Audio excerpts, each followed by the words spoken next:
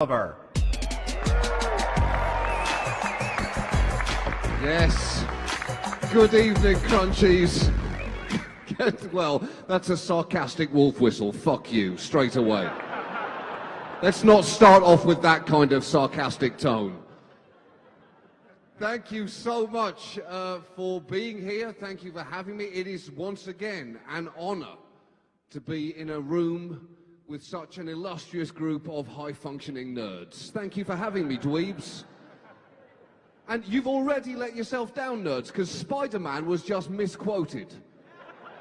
And I cannot believe there was not a fucking riot. Spider-Man did not say, "With power comes responsibility." Uncle Ben, his uncle, said, "With great power becomes great responsibility." You should have stormed the stage. You've forgotten who you fundamentally are at heart. Success has changed you.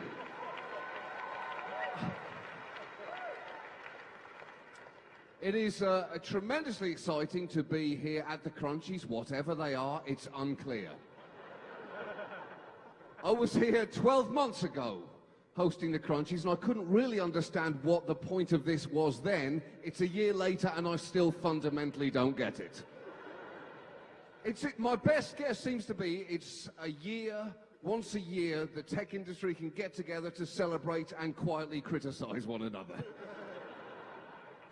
It's like the Nobel Prizes being given out, if Nobel Prizes were given out in an atmosphere of high school bitchiness. Ew. Ew. You're giving it to him? Ew. So, that's how you all sound to me. Ew. So let's be positive. Let's keep the tone positive this evening. I know you have a tendency towards snark in this industry. I don't want to hear, there are no losers here tonight. Okay? Any nominee has done incredibly well to become a nominee. There are only winners here this evening. There are winners and people who fail to win. Okay, so if you don't win an award, you are not a loser, you are a failure. There is an important distinction there. Also, I don't get what is happening here. Why do you need an award ceremony in the tech industry? What more adulation do you already have almost all the money in the world. Why do you need awards as well after that? It is absolutely ridiculous.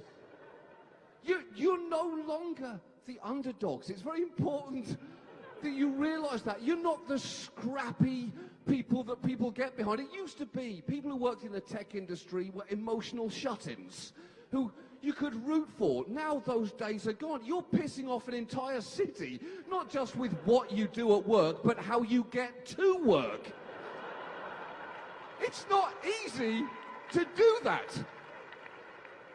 I heard the latest design for your buses was to use tinted windows, but reverse with the tint on the inside.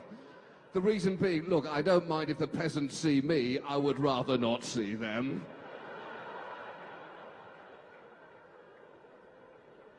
You're being accused of over-gentrifying a city that was already the most expensive city to live in America. That's not mathematically possible. You're gentrifying something that was already gentrified 3 times before you. You can't gentrify it anymore without going full circle and turning this into a shithole. There is so much money in Silicon Valley now that if Martin Scorsese was to do a modern-day version of The Wolf of Wall Street, it wouldn't take place in New York. It would take place on the West Coast, and it would have all the money, all the opulence, and about 10% of the sex.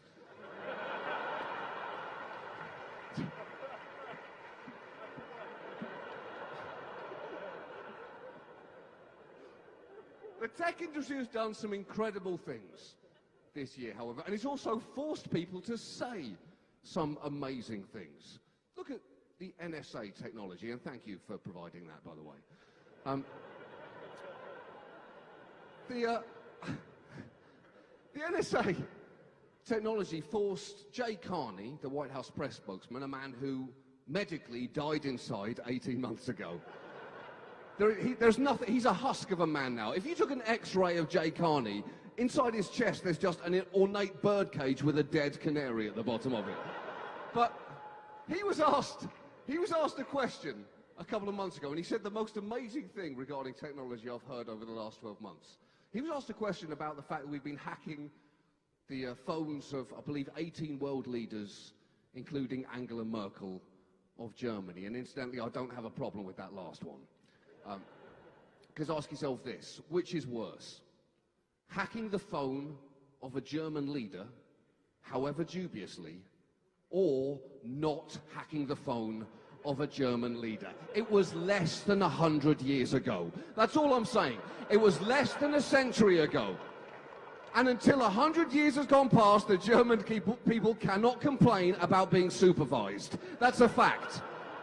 And deep down, I think Angela Merkel understands that herself. I'm sure she was understandably angry at first. How dare they hack my phone? It was 100 years. Yeah, 100 years. 100 years is fair.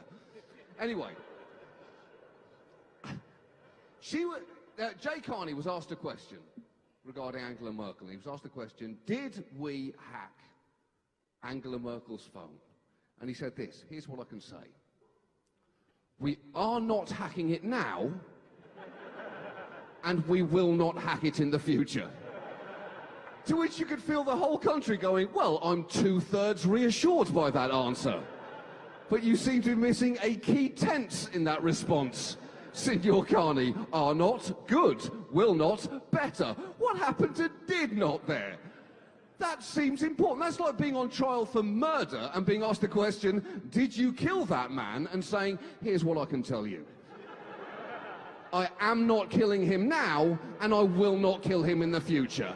Am I free to go now? Because I frankly think I should be. So we have some amazing awards to give out this evening. I have a couple of extra awards right at the start here. Some categories that didn't make it in.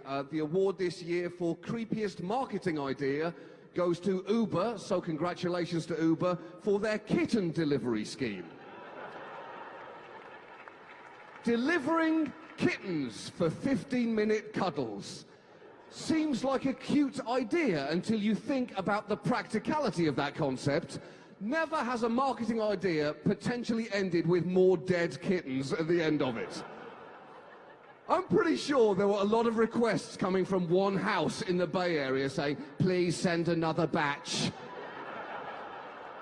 The last batch was not strong enough. And then there was a shortage, Uber said. So they were surge pricing kittens. Fuck you, Uber! You have no morality!